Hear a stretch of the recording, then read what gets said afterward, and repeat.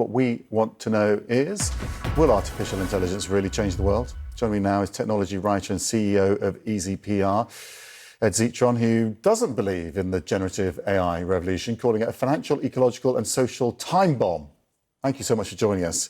I mean, one of the points you're making is that there's a lot of vested interest here in this narrative that it's going to take over because there's a lot of money behind it, right? hmm Yes, there's a lot of money behind it, hundreds of billions of dollars put into data center capital expenditures and GPUs from Nvidia, but very, very little revenue. Around 35 to 40 billion dollars in total revenue in 2025 from all of the companies, OpenAI and Microsoft included.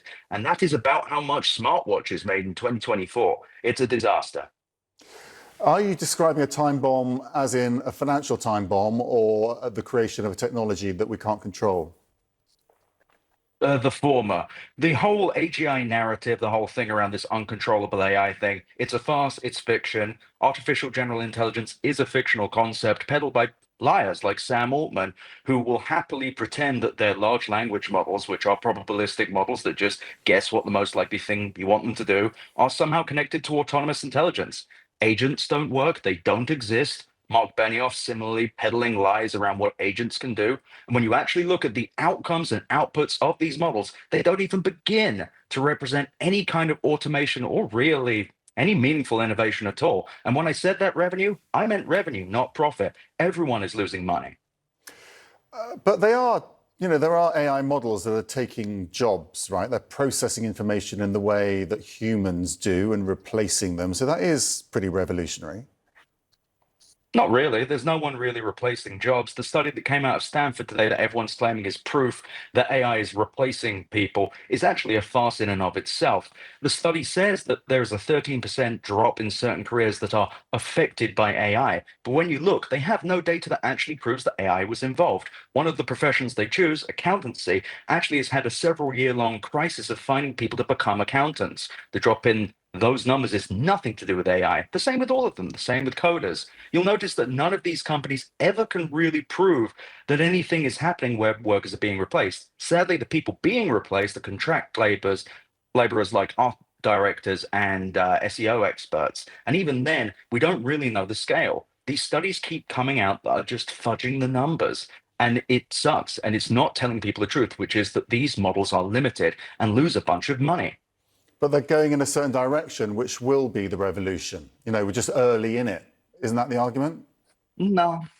Well, I mean, that might be the argument, but there's no proof. And indeed, the head of AI at Meta said that large language models are not going to lead us to not going to lead LLMs to becoming AGI. We don't have any proof that AGI is possible. We don't even have anything that can do the kind of autonomous labor that all of these companies have been selling these dreams on. It's all kind of kayfabe. Everyone's just kind of pretending that something's happening, and nothing's really been happening. So your concern is that